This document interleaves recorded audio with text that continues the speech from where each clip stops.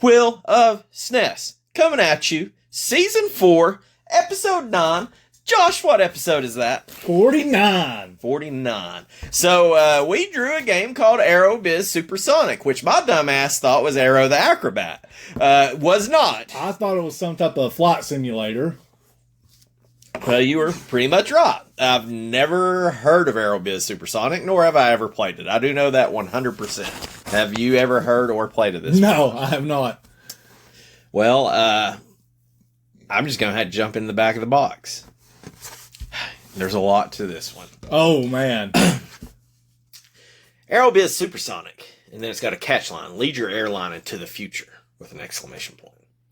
It's the beginning of the 21st century. In competition in the airline industry is heating up. As a young, ambitious CEO, it's up to you to make sure your airline is a survivor, not just another casualty.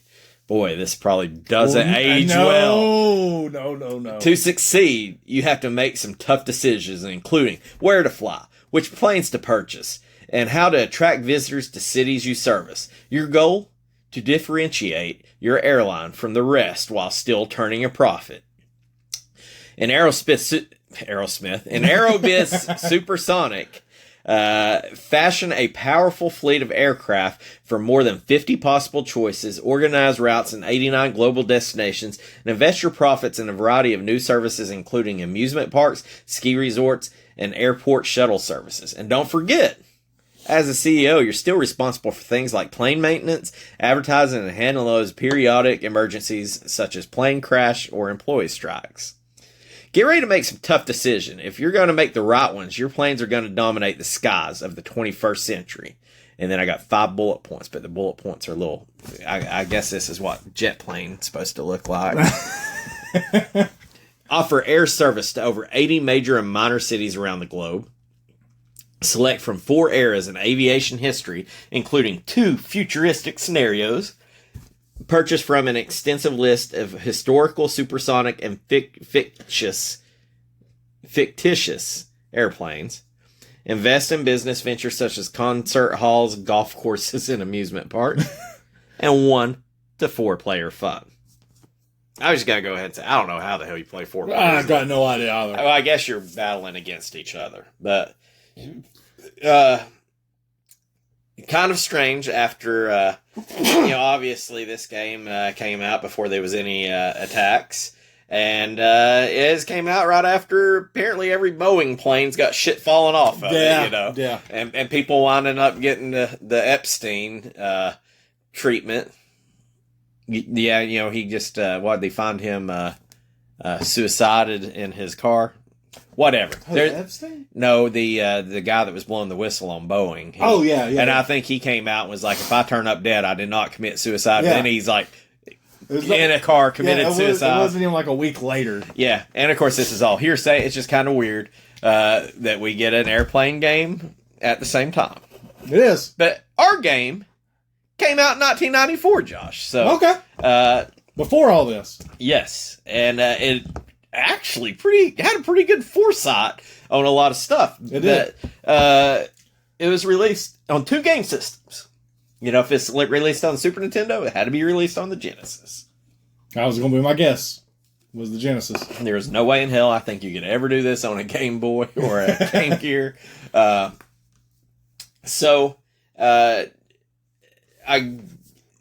guess let me go ahead before I get into. I guess we'll just say this game. It to me is a sim game. It's like an airplane sim game. Yeah. But then I've heard the name Tycoon tossed around too, and I feel like even though that's pretty much the same thing, airplane tycoon, airplane sim. I don't know what you call it really. It's some kind of simulation. See, it's not like, I think when you say airplane simulation, I think it's like flight simulator. Yeah. Where you're flying it. You are not flying a damn plane. No, you're not. So I guess it probably is a tycoon.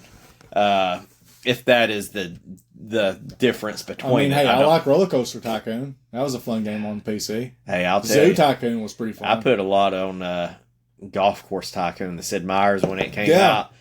Man, I put some time in on it. Yeah. But I can also see it as a sim game because I look at Sid Meier's Civilization. Right. That's not a tycoon game. That's a simulation game. this was obviously as a game, a big game in Japan, but it was known as Air Management 2 in Japan because there was a aerospace Aerobiz. I'm gonna butcher this. Oh now. yeah, I'm calling it Supersonic from here on out. But you can't say that. Why not? Cause that reverts back to season 1, season 2, whenever you had Super Strike Eagle, where we called it Caw Boom Boom, Supersonic Eagle. I'm just gonna call it Aerosmith then. That works. So shout out to Dream On. Dream On. And Air Management 2 in Japan. It was Air Management 2 because there was an Aerobiz game. I think it was just called Aerobiz for the Super Nintendo. I've got a little bit at the end of this. I'm just going to preface this with I didn't really have any fun facts, but I got some fun facts about the company that developed this. Okay. It was published and developed by Koei, Koei, Koei. Okay, so they're pretty. They have a lot of games, and there's games you've heard of. Because I'm like, I feel like that is a familiar name, but I couldn't put my finger on it. Just some of the games that these people have created. They did Croc on PS1. I know a lot of people like Croc. Croc was all right. I'm saving the one that you're going to like for last. But they did Liberty or Death, which was the Civil War sim game. They did Romance of the Three Kingdoms. They did Kessen. Okay. And they were involved in Dynasty Warriors 1 through 7. Okay. Locked all them. They did One Piece game for PS3. And good. they also were the ones that were involved with Dynasty Warriors Gundam. Yep. So, when you said Dynasty Warriors, I'm like, they had to be involved with the Gundam. So, even though we're not talking like a Capcom or something, or a Dynasty Warriors is a pretty big one, you know. I mean, and you know, when you look at Croc and Kessen and some of these games, Romance of the Three Kingdoms, I feel like it's a pretty successful company. I would call it a success. I don't know that they're in business right now, or they've been absorbed as something else. So they published and developed it. This was part of, I forget what they call this. It was like one of their I ain't gonna say franchise games, but let me see here.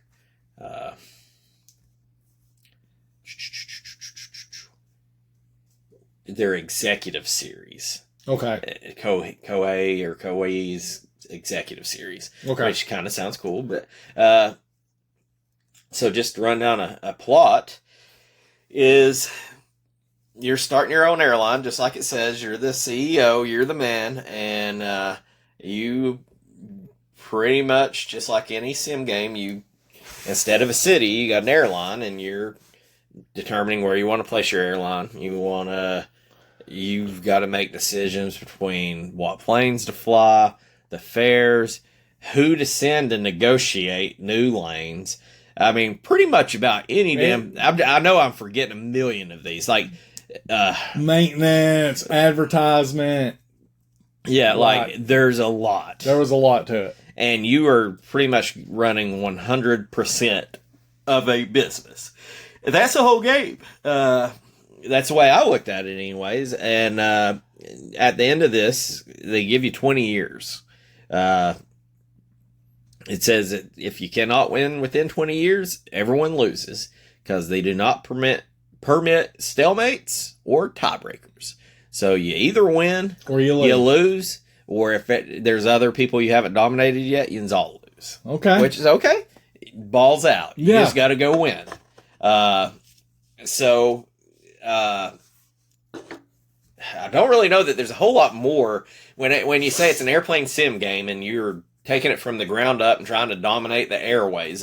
That's pretty much all I have to add for it. Is there anything that you feel like you need to put in here, Josh? No, but I mean, the only thing is it's detailed. It's very detailed. Before we get into make it and break it, the fun facts is going to it's going to involve two games that they did, and the translation. Oh, sweet! It is 2 games they did that was erotic games. Okay. And what they translate into English just made me about spit my damn water out. I was cracking up so much. So I have a feeling that you're going to enjoy this.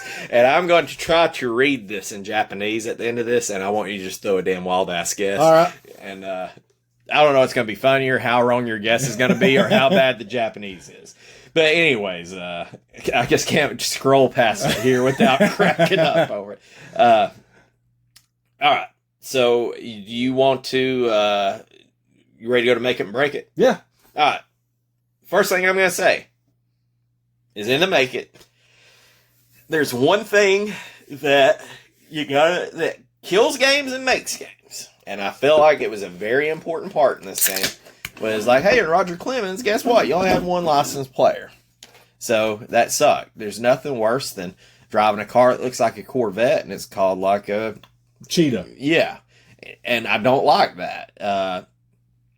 But like some of the planes, when it started up, it goes through, I don't know if you'd call it licensing or whatever, but it is literally... Dude, it is a lengthy startup screen. I mean, it was like, I don't know, 5 or 6 pages of, hey, this plane is this based off this brand and this model and this and that. And I'm like...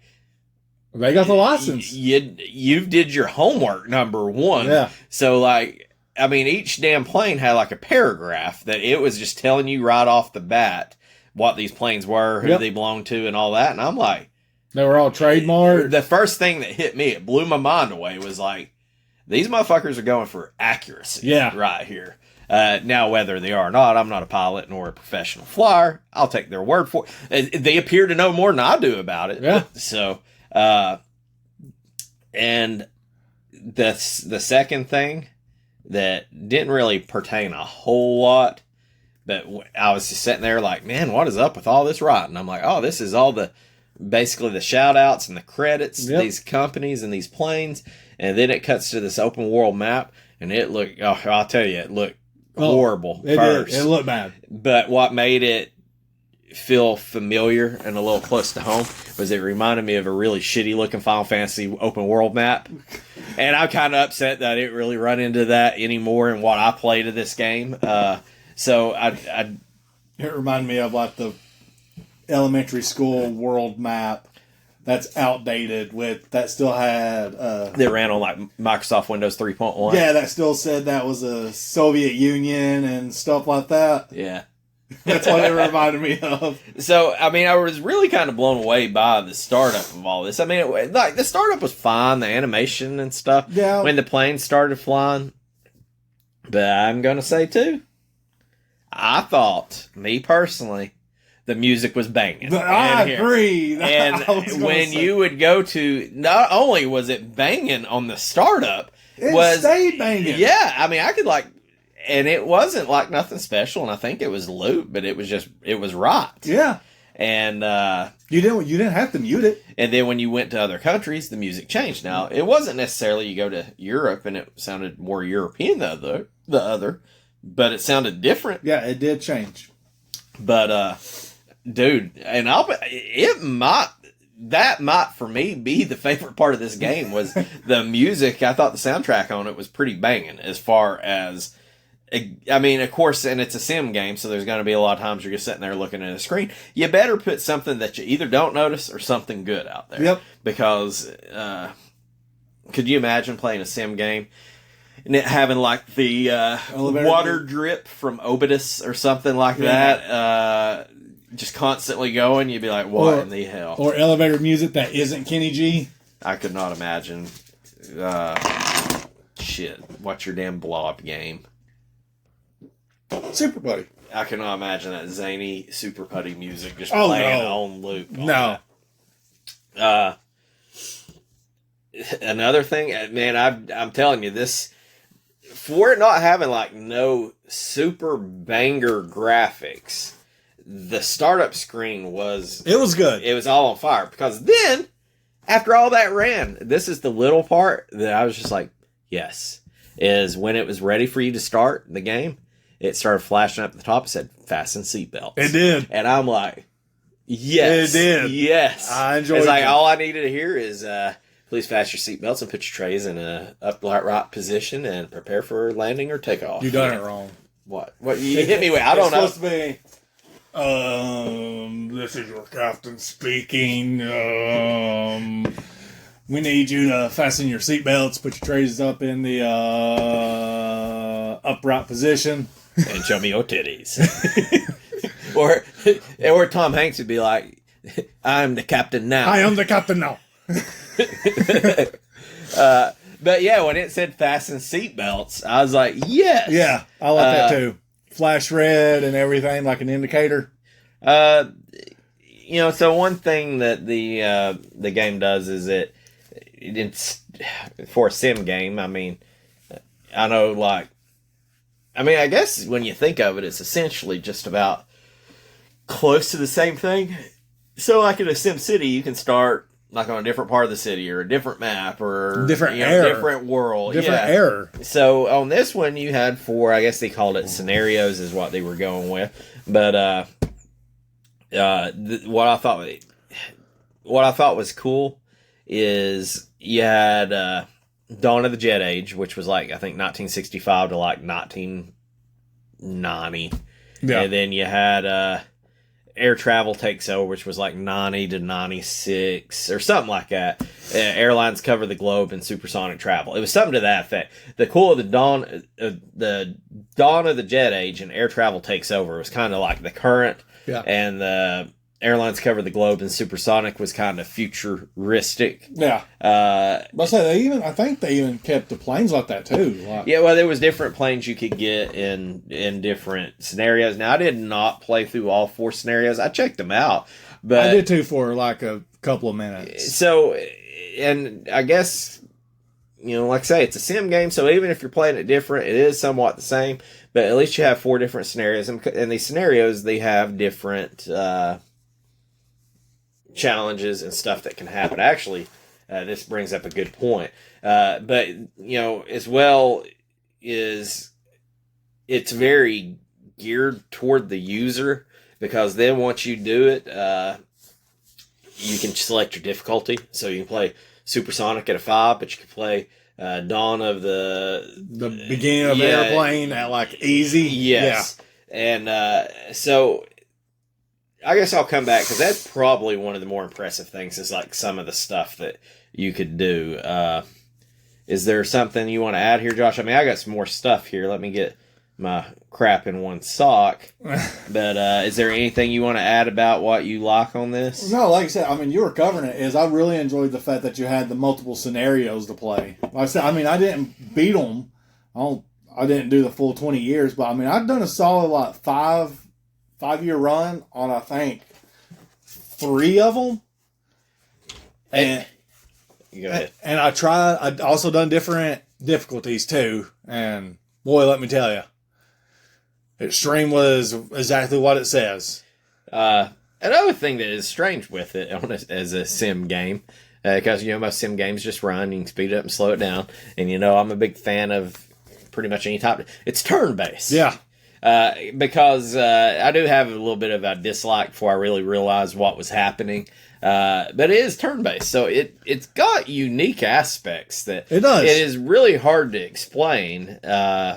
Like when you say, "Oh, it just still sounds like a sim game," and it is, but it's not quite like any other one I don't think I've ever played. It reminded me a lot of Sid Meier, because it's a turn-based sim game. And it sort of reminded me of that, of whenever you were building you done all your stuff at home, and then all your other people done everything. And then it came back to you. I think there's an option to turn them off. I think a lot of people probably get bored of them. I probably didn't play the game long enough too, but I thought the little cutscenes with planes taking off and all that, I was okay with it. I was too. They weren't like it were a minute and a half long. Yeah. It wasn't like you saved your game and then you had to watch a cutscene that was a minute and a half every time. Yeah. I was completely fine with it. Yeah, it didn't take, it was fine for me. One thing I thought was kind of neat, and I don't know if this may have been a way of working around, I would imagine that if you were Delta, per se, or Pan Am, or one of these airplane companies, and you're basically this game is pitting airline versus airline. I don't know that the question was ever asked, but if I was sitting here at Delta and they're like, hey, we want to put you in an airplane game where people could choose to play with you and dominate the globe, or you could basically be the bitch and get the shit kicked out of you, but we're going to use your name. Is that cool? I'd probably be like, no, I ain't got no need for no video game. That money probably pales in comparison to what they're making on this game. But I did like that, and I feel like this was probably intentional. So, like, I picked Atlanta. I did too. And I will... Close to home. Yes, I will say that map was a little skewed on some of these. Oh, dude, I was just like, I don't know that New York is that far over. I mean, it could be, but like I felt like some of these airports were a little. I don't think Colorado was where Colorado should be. Yeah, now they didn't have the states drawn out there, so who knows? But Colorado looked like it was in Kansas. I feel like if you gave us a blank sheet of paper and said draw the United States. And, we're fucked. Yeah, like I feel like scaling it to how the overlap. That's probably what happened. Like nobody had a map, and they're like, "Fuck it, we can do it," And but so when I picked Atlanta, they gave me you get some random places and hubs and stuff, and of course Atlanta was known as Dixie, which I feel like was a playoff of Delta. May not have been, but then you could change it to Delta. You could change it to Josh. You could change it to PHG Airlines. You could change the color on it, because I know you'd want your LSU purple or that bright yellow. And I thought that was kind of neat. I like the customization part of it. Yeah, because like you're not... Even though it was mild, it was something that was yours, which I really enjoyed. I feel like if you're a person on an RPG, like probably most people... where it gives you an option to change the name of one of the characters, which you're going to change it to the name of one of your friends, your girlfriends, your dog, your parents, somebody. I feel like you would change the name of the airline on there. Crunk Nugget.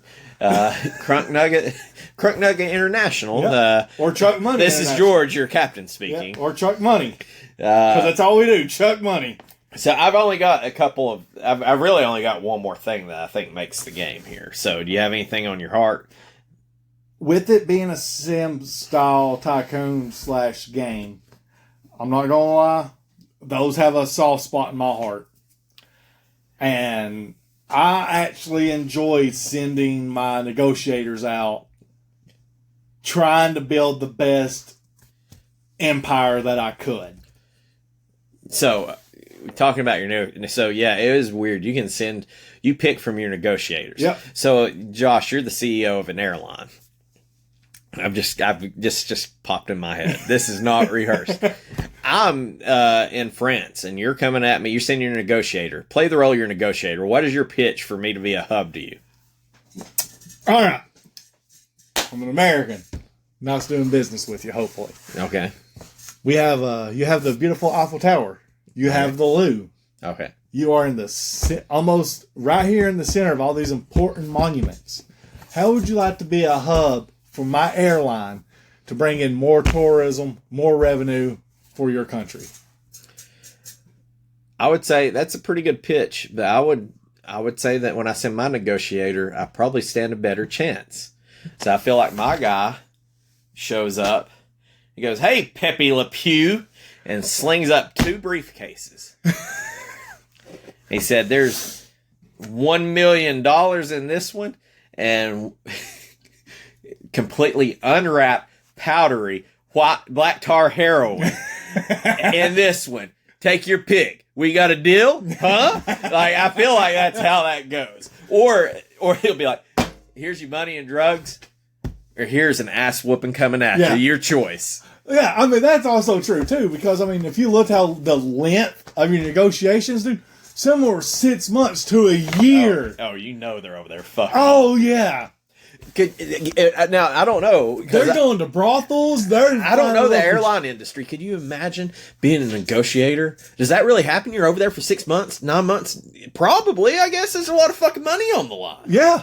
God, that's probably got to be a pretty fucking cool job as long as you ain't got like a wife and kids, or nothing, you know. You're just a drifter, no family, no nothing. I bet you live in first class at that point. You know what them people are? They're fucking Jason Bourne. Yep. When Jason Bourne retires, that's what he does. Yep. Maybe that's what he does when he's still working. My last thing that I have to say that this is probably out of all the games we've played, the most well thought out game. Yeah. There is so damn much to do in here, so much that you probably don't want to do. But what this reminds me of is, around our parts, is the railroad guys. Yeah. You got these guys that maybe their grandparents worked on the railroads, or maybe they just like damn trains when they're young, and all they want to do is go work for the damn railroad. They want to collect the railroad, the little toy train engines. They got the conductor hats. They work at CSX or whatever the damn name of the company is, and they love every damn minute of it. And anything that's not working at the railroad is just time being bided until they get a job there. Until they get a chance. And I mean, it's not like, I hate to call these guys like fanboys of it, but it's like their whole life is consumed just for wanting to work on a damn train or a railroad, which is strange to me. Yep. But, to each their own. Now, I know one friend that owns a plane. I haven't talked to him in years. I always wanted a pilot license, and he ended up with a little bit of money, and he said, I'm buying a damn plane. He had his pilot's license. He'd just go rent time once a year to keep it. And he bought it, and I've flown with him, and it was fun. And he's just like, I just like flying. He's like, I suck at it, That's what you want to hear from a pilot. He's like, I ain't going to kill you. But, he's like, I'm in the training wheels of airplane. But I feel like if you've grown up and especially if you're like in one of these big cities where you see the damn planes taking off. Constant. And like people that just love fucking planes. This is probably the best game that you're ever going to play. Because, I mean, now I've played a whole lot of flight simulators or anything like Ace that. Combat. Yeah, and I've never really played them. It's just not been my thing. And I still think Ace Combat versus pretty much CEO and doing a commercial airline is probably a lot different. I just feel like if you ever wanted to work for an airline, or you're maybe if you were wanting to do a management, if you're wanting to get into the management marketing style of an airline, I think this game would be perfect for you to sort of maybe not get a full feel of it, because again, I mean, we don't know if negotiations take 6 months to a year.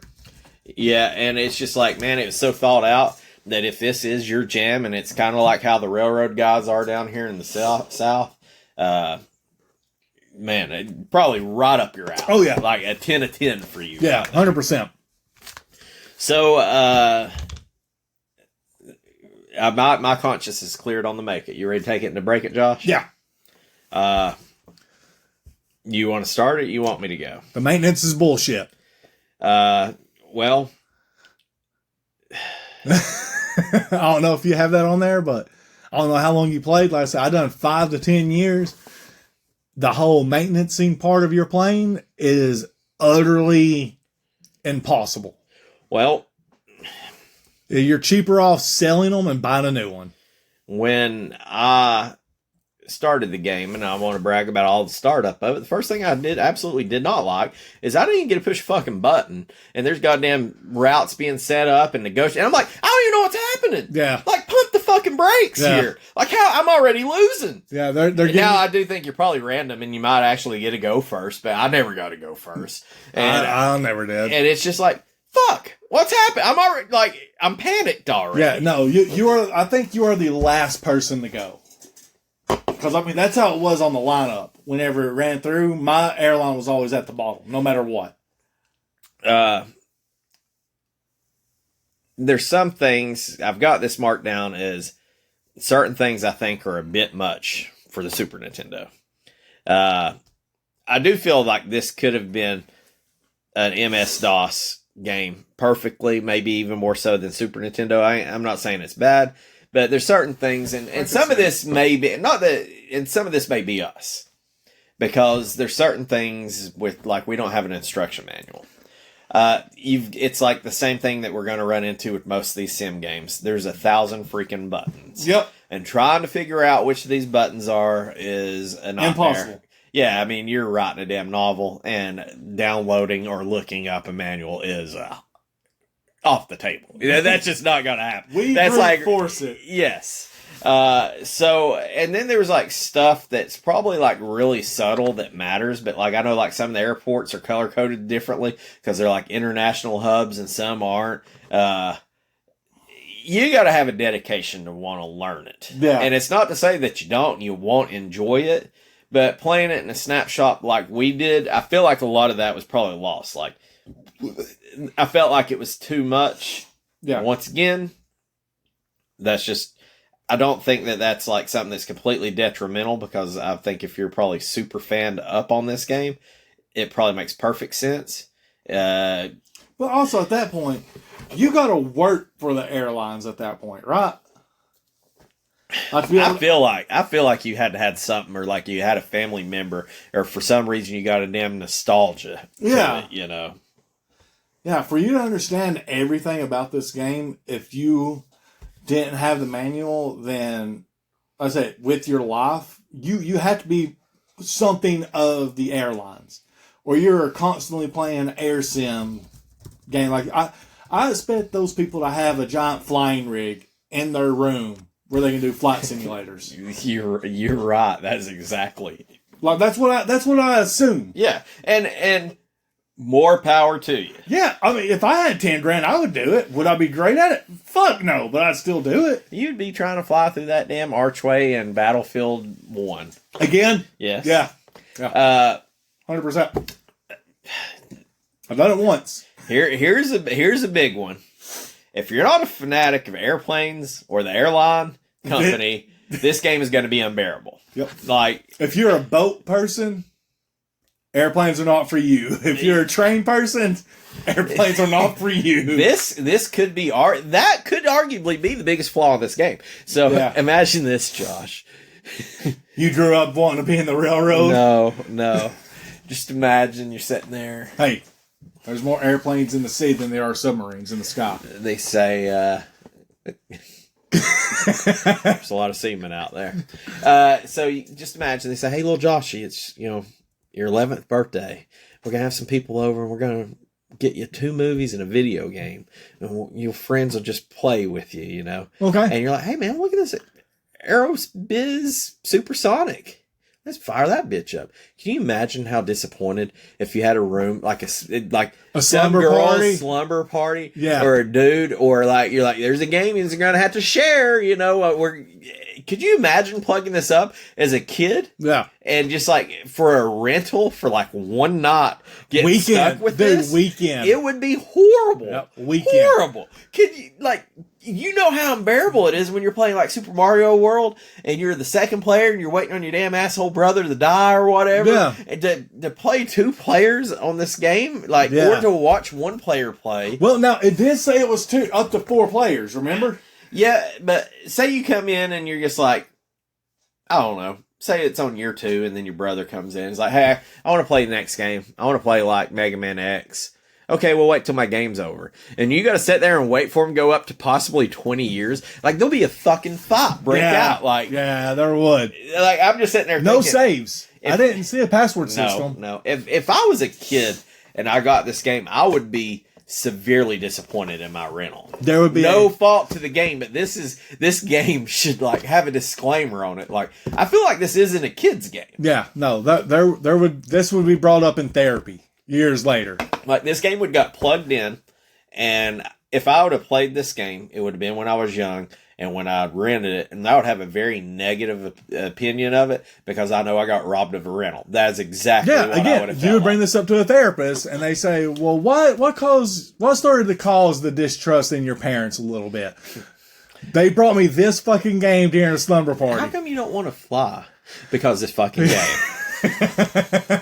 Because my damn ticket got marked up 50%. One thing that I did, we'll come back to this, is I did forget to make it on like some of the stuff that can happen in the scenarios. I just scrolled past it. I had it out of order. Oh yeah, I forgot about that. The events. So we'll finish up our break and then we'll come back to it. One thing, and this isn't really a fault of the game, it's the technology. It's old technology, old tech. AI is not what it is now.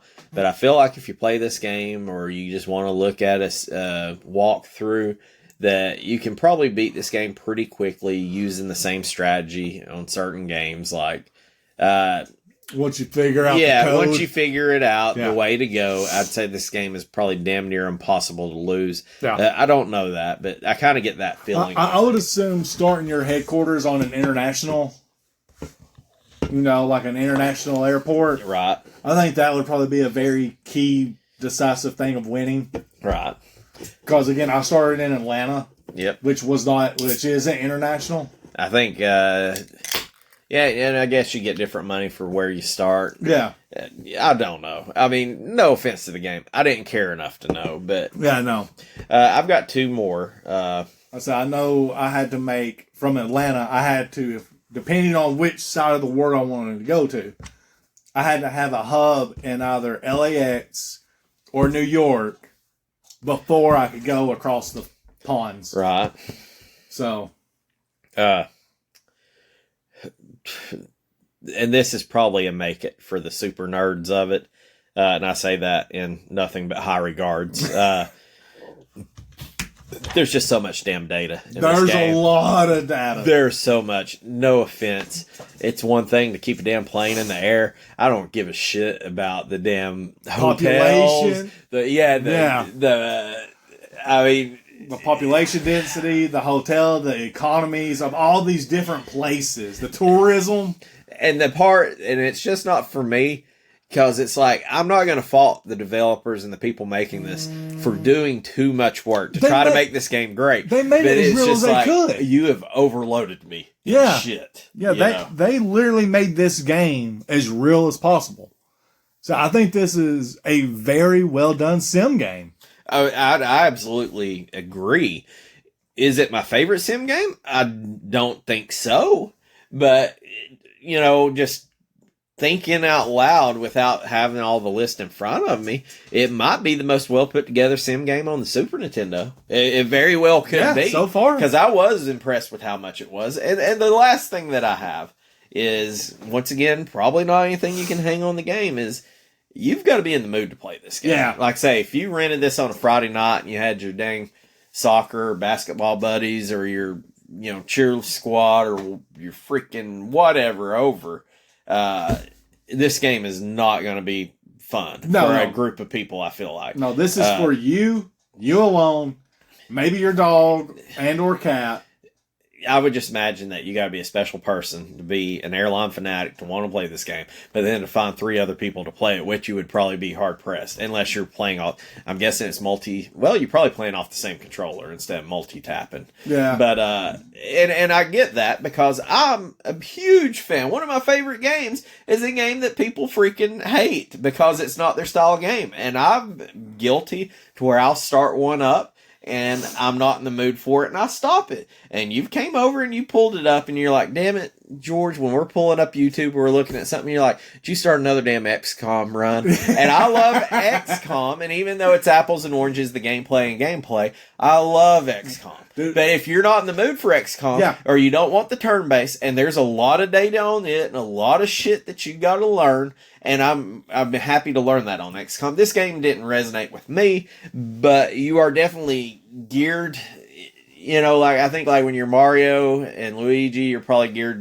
to, boys and girls of all ages. When you're talking about Mortal Kombat, you're probably, geared toward the adults. Yeah. I feel like this game probably you gear toward a strange, probably super small section of teens or young adults that like airlines or sim games. Yeah. And I feel like it's a weird thing that, it's not bad, but if you weren't in the mood to play this game, it would be, and I don't think that I technically was, the whole time I played it, but I mean, it was impressive some of the stuff it did. It's just, it's hard to get past. Here's the thing. It's not a game that you expect to play. Here's the thing. I was in the mood to play it because I've been playing Marvel Suns. Okay. Well, Marvel Midnight Suns. Okay. Which is a turn-based XCOM style game. Yeah, I just heard about that one.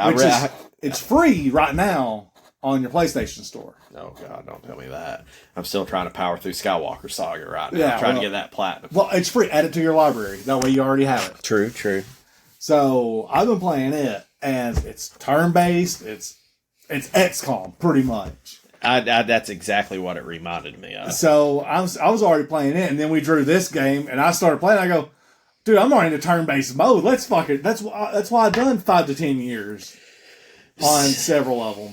Do you have anything left to air your grievances against this game? No, but we need to bring it back to the pros. Yes. So some of the things that will affect you and the success of your airline, and which is pretty damn smart. Once again, you cannot say that this was very lazily put together. Yes. No, this was well thought out. So there's certain things that I guess come in at random, but like the Olympics. The succession from Singapore to Malaysia, Fidel Castro, Suez Crisis, the Yom Kippur War, Iraq-Iran War, Operation Desert Storm, the fall of Soviet Union, the growth of the European Union, the Berlin Wall, and so fall of the Berlin Wall, and so it's like that's pretty cool. I mean, a lot of these aren't real great shining spots in history of how humans treat each other. Yeah, no. But they happen, and they're putting them in there during these time frames. Now, some of the ones that in the future ones, the hypothetical, are like, Ukraine and Belarus and Switzerland joining the European Union, civil war, random cities at random times throughout the game. In the late 2010s, a global oil crisis. Oh, shit. Nations asking the airlines for money to find alternative fossil fuels, volcano eruption in New Zealand, floods, earthquakes. Yellowstone blows up. Right, pretty much the making of about every movie Dwayne "The Rock" Johnson saves the world from, it seems like. But yeah. So John Cusack. Yes. Oh yeah. What was that? 2010 or 2010? 2012. 2012. Yeah. Oh, that was a bad movie. I'm not a Cusack fan either, man. I like him in like one thing. What? Hot Tub Time Machine. Never watched Hot Tub Time Machine. I've seen him in it like. Damn it. There's a zombie show on Netflix. I can't remember if it's him or Matthew Broderick in it. They look the same. Yeah, same thing. It's not that I just hate him. It's just I don't. You don't find his talents to your liking. Yeah. Yeah. He's just, like a lot of people didn't like Dan Aykroyd. I don't know why. Dude's funny as fuck. He's just not my cup of tea. To each their own. So we got a shit ton we got 4 scenarios of, that wraps up our make it and break it. I got 4 scenarios of, speed runs. One for each scenario. Yep. I just did these on English, language. I did them on glider difficulty. I don't think there was any on the higher ones, but man, it's like I can't do 57 of these. Oh, yeah, no. 4 is a lot. So 2 years ago, we'll step it up. What do you think on scenario 1 to... okay, scenario 1 is you starting in what, like the 1920s? Yeah, the dawn of the airlines. Yes. Or the dawn of flight, whatever you want to call it. Hang on. I'll tell you exactly what it is. Say that.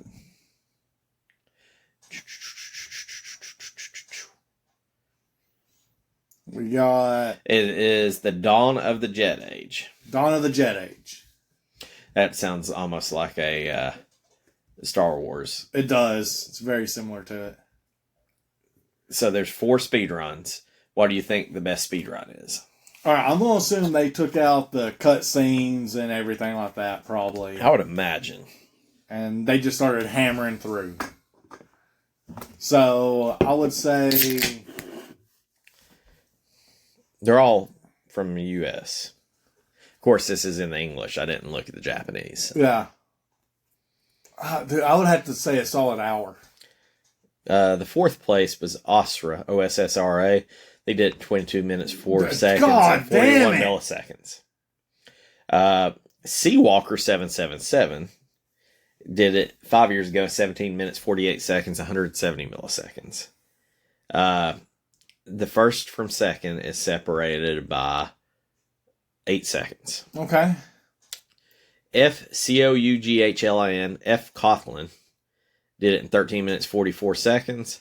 And How Do You Play did it in 13 minutes, 36 seconds. There's no way. So the second scenario is air travel takes over.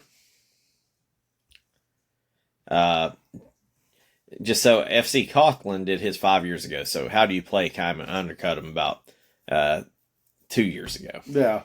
So How Do You Play 1 year ago came in second to FC Kotlin. Okay. So How Do You Play did scenario 2, just for sake of speeding through these, 14 minutes and 4 seconds.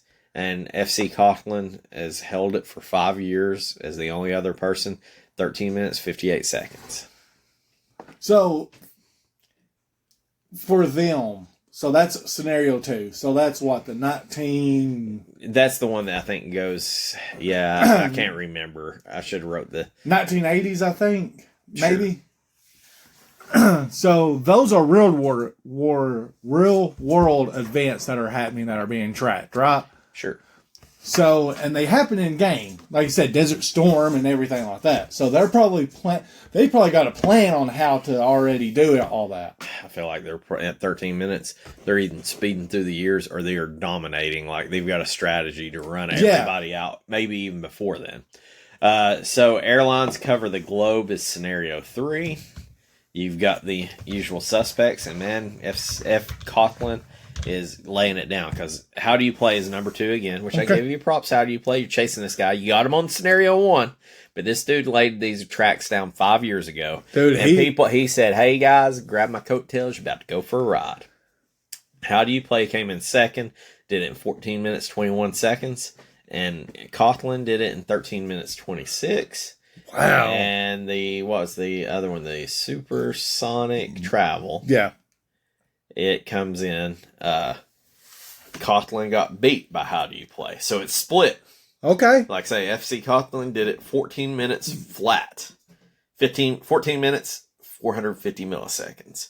How Do You Play snuck in there at 13 minutes, 52 seconds. Wow. So I would imagine that they have some kind of attraction to airlines. Yeah.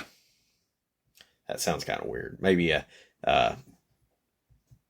affiliation, maybe a inclination.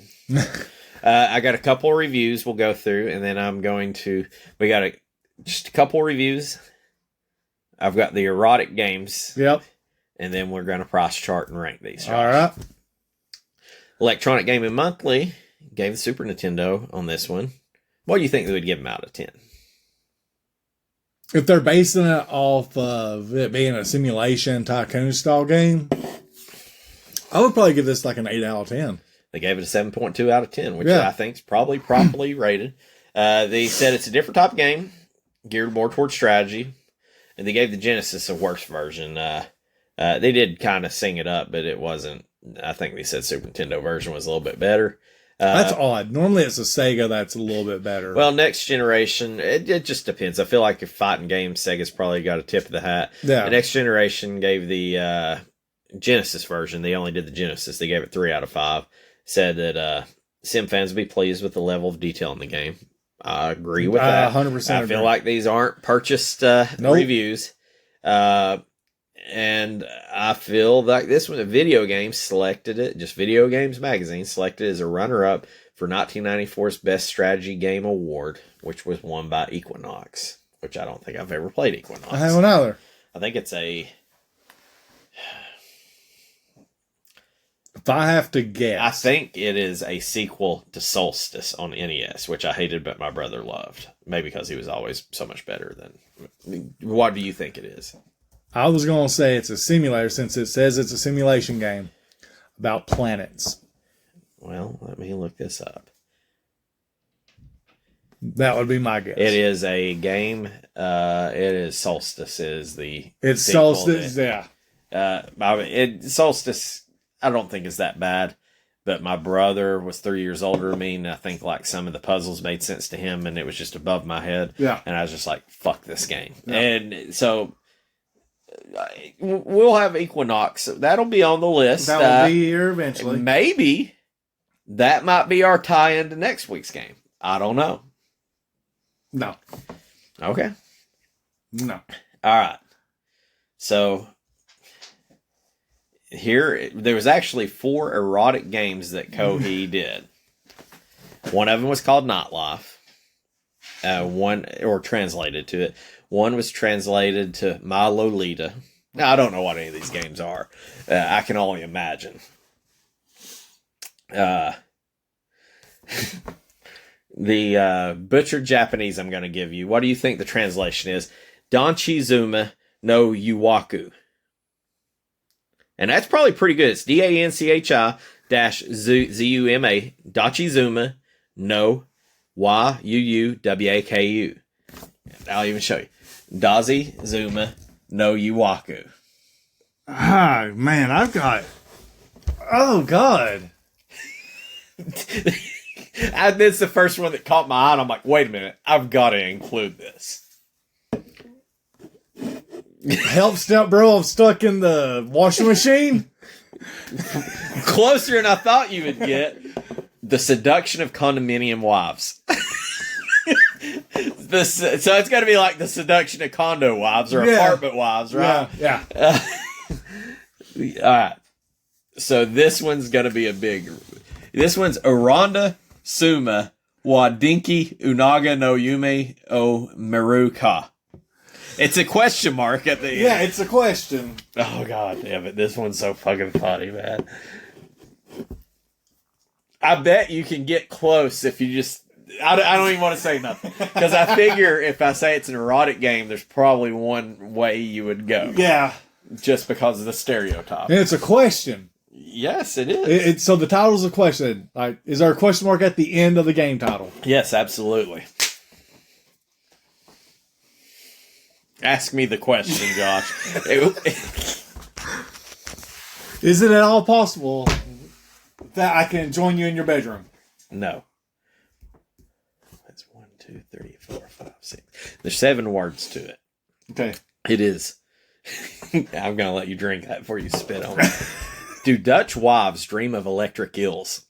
The fuck is that? That is... Hey, you know that you got them damn octopus, them tentacle porn over there, you know. Or maybe that's just Americans that like it. I don't know. But electric eels? Do Dutch wives dream of electric eels? Question mark. The fuck is that? I don't know. Fucking Japanese. I couldn't believe. I was laughing. I'm like, seduction of condominium wives. That's a good one. And do Dutch wives dream of electric eels? That's just fucked up. I don't even know if there's a YouTube playthrough of any of those. Nope.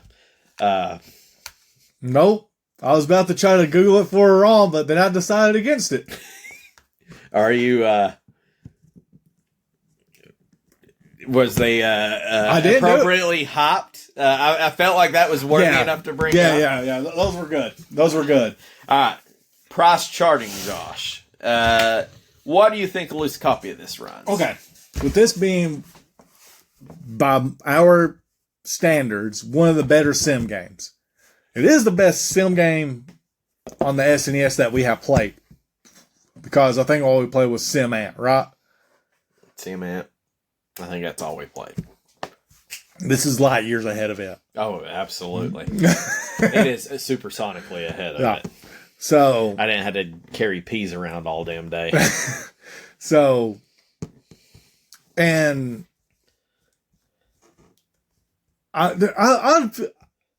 it hurts because you know how I am. I would give a solid $25 for this. You're low. Really? Yes. 34. You're low. 50. The loose price on price charting is at $50.50. I've seen them pretty regular at $60 on eBay. Damn. There's pretty big variance between the complete copies. Price charting says there's one in a month. I don't know that. To each their own. What do you think a complete copy of this? Okay, now does price charting also take into consideration the Japanese version that's named differently? No. No, so it's just this version. Mm-hmm. Okay. I mean, normally I would triplet or something like that. Triplet, quad it, which would be 150 to 200. Price charting says it's at $192.89. There was like 2 of them on eBay. It looked like it was about $300 is what they were selling for. But this one on eBay that I seen, it was at least one. It had every insert, every freaking advertisement for Nintendo. It was good looking. Yeah. I will tell you that. I mean, if this is your jam, that's probably the best. You're not going to see a copy like that every day. I seen one sell brand new, and price charting had a different one price for it, which was weird because eBay was higher on the complete price, but price charting's higher on the new price pretty significantly. What do you think a new copy runs? Again, normally I triple it or quadruple it, so that would be anywhere between 600 to 800. eBay was low on it compared to the other one. eBay had it at $475. Price charting says they have 2 sales a year at $617. Okay. So let's just call it a $60 cart. At the end of the day, you got $30 or you got this cart. What are you taking? Or you got $30 of this cart. I'd be taking the money on this one just because me being a stupid person that doesn't have the gremlin to collect, I think I'm making a deal at that point. I don't have the game. I would probably take the money too. And I think the game is not... It's great. I think the game good. is a good game. Yeah. I don't think it should be worth $60. No. You know? No, that's why I'm curious. Like, I'm wondering... I think it's probably, to me, if I seen this game out, I feel like... I'm not saying that I would spend it. I feel like it's a $25 game and I give $20 for it. See, yeah. So... If I had the gremlin, and they're like, I'm not taking 20 for it, it's 25 firm, I would reluctantly give them the 25. Which is weird, too, because it's not often that you say a game's good and then complain about the price of it, you know? Yeah. At the end of the day, before we get into our rankings, I thought the game was good. I thought it was well put together. It was well thought out. It was a fantastic sim game. I just don't know. I think that if I play this, like, this is how I feel like this game needs to be played by me. Is my wife's out of town and I'm just sitting there and I don't know what I want to do and I'm in a blah mood, just like kind of like an XCOM or something like that, where I can like take my time and think it out and get up and go to the bathroom and get me some snacks and this and that. Come back to it. Now, in the current mindset, like I say, I've been working on the platinum for Skywalker Saga.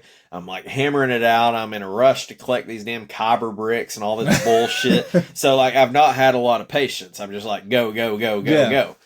Come back and play this game in 2 months might be my jam. I might be ready to learn every aspect. I mean, if you came in and somehow they made the interface more easily accessible, or they either labeled the data enough, not more accurately, because it's pretty accurate. If they made it a little more user friendly for somebody who's not into airlines to understand, or maybe even in the, this is it to me.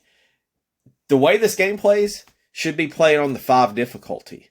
Dull it down to like 3 difficulty, and I don't have to worry about the maintenance as much or ticket prices. That's taken care of. Maybe you start out as 1. Go do your negotiation setup, and as you up the difficulty, it unlocks more of the data. Yeah. Maybe something like that would have been more. Or they expect you to read the manual. That's probably a phone book. Don't they know you don't always get the manual when you rent the damn game, though? And we're dudes, we're just not reading the manual anyway. Yeah. So, and this one's tough. And it's a tough game. I've put mine down here because I feel like it is probably one of the more better put together games. It's probably not my favorite game. You know, Mega Man X2 ain't gonna have to look out. He ain't gonna look behind him. No. Mega Man X2 and Star Fox are still gonna be riding high. So even though this isn't my type of game, it is a good game. I'd say it's probably a very above average game, but it's not my type of game. So I'm trying to figure out where I'm gonna rank it. Yeah. Now, see, and I love sim games. I love strategy games. So you love XCOM. Well, I do like sim games too, but can you imagine when if you sat down at the wrong time to play one of the the first time you ever played a sim game, you weren't mentally prepared, or you weren't grasping it, or nobody was there to show you, or you didn't have a tutorial or something. You'd probably hate sim games. You know, it just scar you. So, and I think that's where it's going to get me a little bit better, because I was already doing the turn-based sim style game, so I've already leaned into it. So All right. I'm going to run down my rankings, and I'm going to run down yours, Josh. Okay. This will be the 9th game. We're getting ready to wrap up the season. The 8 games I have ranked is going 1st to 8th. Gods, Mighty Morphin Power Rangers, the movie. American Gladiators, Jetsons, Capcom Super Shootout, Soccer Shootout, Super Valis 4, Head-On Soccer, and Sequest. You have 1 through 8. Gods, American Gladiator, Mighty Morphin Power Rangers, Jetsons, Capcom Soccer Shootout, Head-On Soccer, Sequest, Super Valis. Do you want me to jump on some rankings, or you want to take the honors? I already know where I'm putting mine. Okay, so let me just say, if you told me this game is worse than Sequest or Super Valis, I'd say get the hell out of here. So the question is, is it better than the soccer games you have back-to-back ranked? Yes. Okay, so we're going to be bordering on this top half. So we've took the bottom out. So your top half is Gods, American Gladiator, Mighty Morphin Power Rangers, and Jetsons. You can sound it out, or you can just hit me with it however you want to do it. Okay. By far, Gods is still a better game.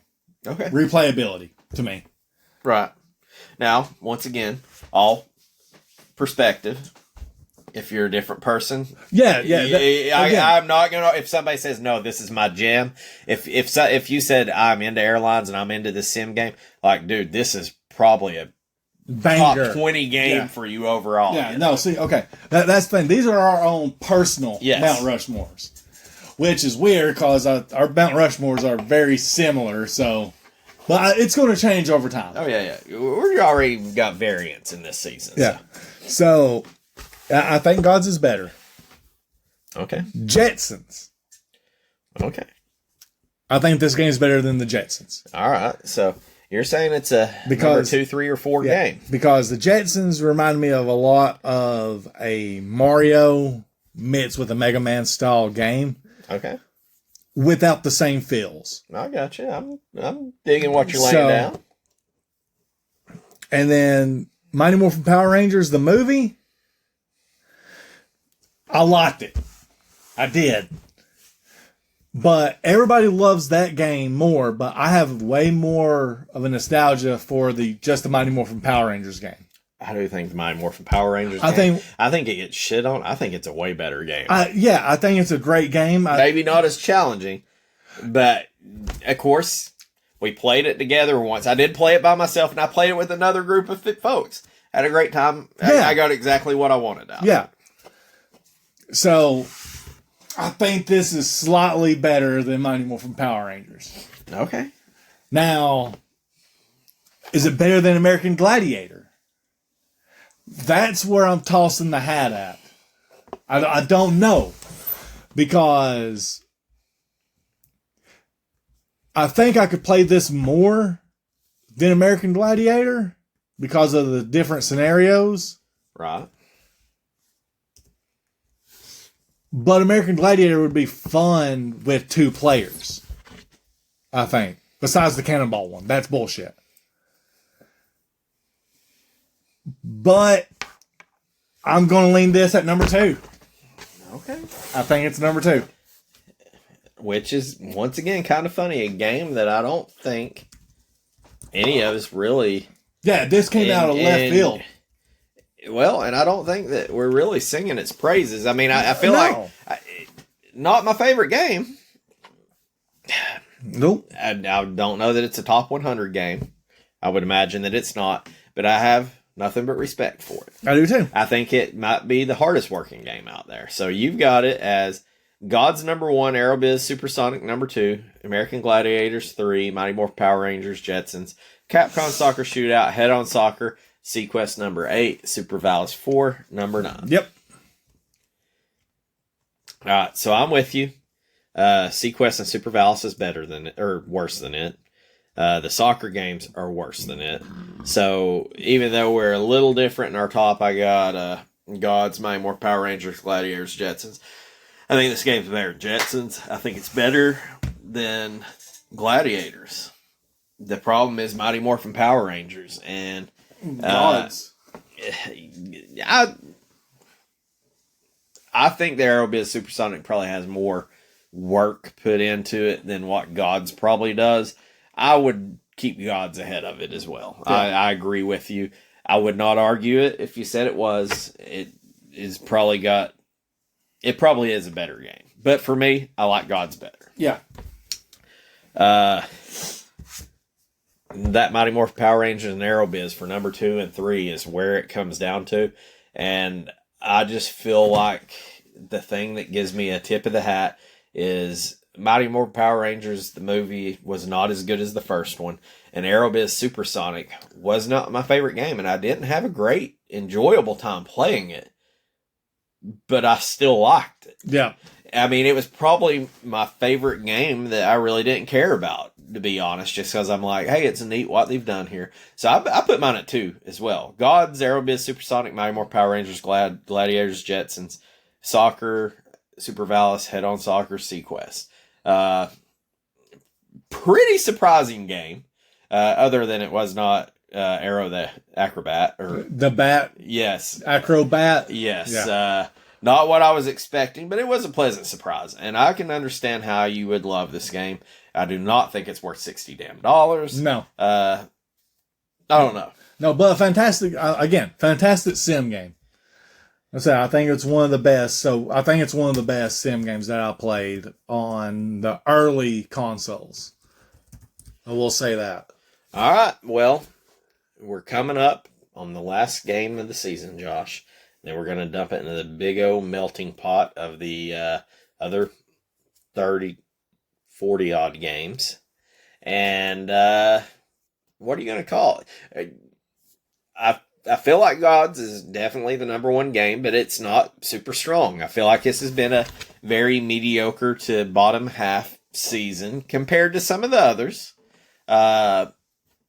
You going to call a shot on what? Oh, yeah. I know exactly what it's going to be. Is it going to be a tie-in to another game? Or no. All right. I think it's just going to be straight trivia. Straight trivia. Like a Jeopardy, a Family Feud, a puzzle-style game, something along those lines. Like a Wheel of Fortune, maybe? Yeah. Okay. Yeah. So Josh is calling trivia game. I'm going to go a little bit out of left field here. We've tied in Equinox to a game that... Equinox is in my head because I hated Solstice growing up, and I probably have not did Solstice justice. I think it's probably a really good game. I can picture I've not watched gameplay of this ever. I've just got it in my mind watching my brother play it. And you see it. And I just feel like I feel like the part of it is it's probably the simplicity of it, and I hope Equinox is the same, is there's probably only so many finite possibilities to complete each puzzle in each room. And I feel like no matter what, as long as you persevere and you continue to play, you'll beat it. Okay. No, I did not do that as a young man. So instead of just saying Equinox, I'm going to go with a game that starts with E. So maybe it's Equinox. Maybe it's like an Earthworm Jim. I don't know that there is a whole lot of games that start with E. No, there wasn't a Sightbot 2 for the SNES, was there? No. So I feel like I'm going accurately in E's, as that's not a give me of saying, hey, it's a game that starts with Super. Here is the list of games that start with E. There's probably more than you think. Oh, well, how am I going to forget this one? Earthbound, Earthlight, Earthworm Jim, Eat the Cat, Emerald Dragon. Some of these may not be US based. Extra Innings, ESPN Sunday Night NFL, ESPN. There's some ESPN games, so there's 5 or 6 there. Eye of the Beholder. So there's not a whole lot, but so about 10 to 20-ish. You're probably looking 20 to 30-ish, just roughly, not counting it. So I'm just going to say it's a game that starts with E, and you're saying it's going to be a game that's trivia. Yep, trivia based. I have a feeling that with either one of our predictions, none of them are going to be a number 1 game unless it happens to be Earthbound, which I've never played. Yeah. So it could be. It's a GOAT for a lot of people, not for me because I've never played it. But with the exception, never could find it. If it is not Earthbound, I don't think it is going to be number one. So I guess with that being said, we're going to get out here. We're going to the only way it'd be number one is it's got to be a heavy hitter. Something that sits close to home. Well, I don't know that there's a trivia game that'd be a heavy hitter that would be number one. No. And I don't even know it was. I didn't even look. Was Earthworm Jim? It was Super Nintendo, right? Yeah, I think so. Yeah, Earthworm Jim 2. God, Eat the Cat. That was a funny fucking cartoon back in the day. Well, I guess we're going to bounce out of here. Going to draw the next game, and then we are going to rank these mofos next week. Yeah.